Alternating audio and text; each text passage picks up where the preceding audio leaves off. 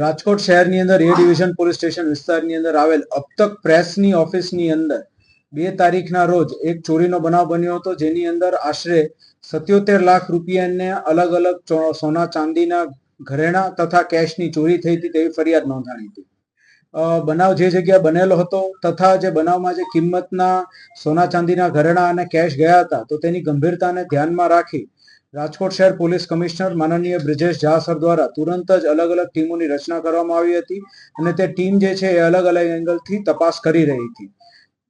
પ્રેસની ઓફિસની અંદર આટલી મોટી સંખ્યામાં સોના ચાંદીના ઘરેણા હોવા બાબતે કોઈ જાણભેદુ હોવાની શંકા જે છે એ ખૂબ જ પ્રબળ હતી. તેના આધારે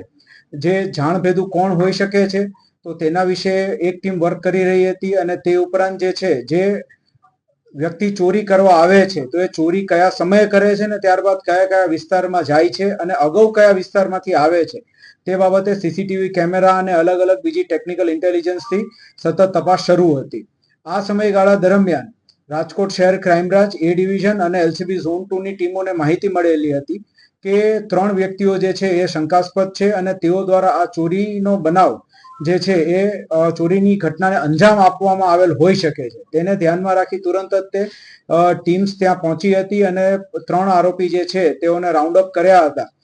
જેની અંદર વિનોદ, સંતોષભાઈ શંકરભાઈ થાપા અને અર્જુનસિંહ માનસિંહ પરિયાદ આ 3 વ્યક્તિઓને રાઉન્ડ અપ કર્યા હતા અને તેઓની સઘન પૂછપરછ દરમિયાન તેવું ધ્યાન પર આવ્યું હતું કે આની અંદર ટીપ આપનાર જે છે એ અર્જુનભાઈ પરિયાદ છે કે જેણે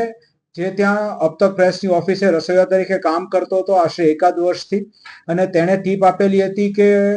હવેનો જે સમયગાળો જે છે એમાં પગાર થવાનો છે, કારણ કે મહિનો પૂરો થાય છે એટલે પગારના પૈસા અલગ અલગ જગ્યાએ પડ્યા હશે. અને આ ટીપના આધારે વિનોદભાઈ શંકરભાઈ થાપા દ્વારા આ સમગ્ર ઘટનાને અંજામ આપવામાં આવ્યો હતો અને ત્યારબાદ પોતાના ભાઈ સંતોષ થાપાની મદદથી તેણે તે મુદ્દામાલ સગે વગે કરવા માટે થઈને તજવીજ કરી હતી અને શહેર ક્રાઇમ બ્રાન્ચ અને એ ડિવિઝન એલસીબી ઝોન 2 ની ટીમો દ્વારા તમામ આરોપીને મુદ્દામાલ સાથે પકડી પાડવામાં આવ્યા છે, જે આશરે 59 લાખ રૂપિયાનો મુદ્દામાલ થાય છે. આરોપીઓ જે છે તેની અંદર વિનોદ થાપા જે છે એનો એક ગુનાહિત ઇતિહાસ છે, જે રાજસ્થાન જયપુરના આદર્શનગર પોલીસ સ્ટેશનની અંદર તે ઘરફોડ ચોરીના ગુનામાં અગાઉ પકડાઈ ચૂક્યો છે. એ સિવાય અર્જુનસિંહ પરિયાદ કરીને છે કે જે રાજસમંદ જિલ્લાના ભીમ પોલીસ સ્ટેશનની અંદર પણ એક સામાન્ય ચોરીની અંદર પકડાઈ ચૂક્યો છે.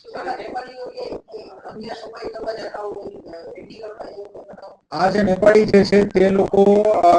નંદનવન વિલા અપાર્ટમેન્ટ જે છે ત્યાં પગી તરીકે કામ કરતા હતા અને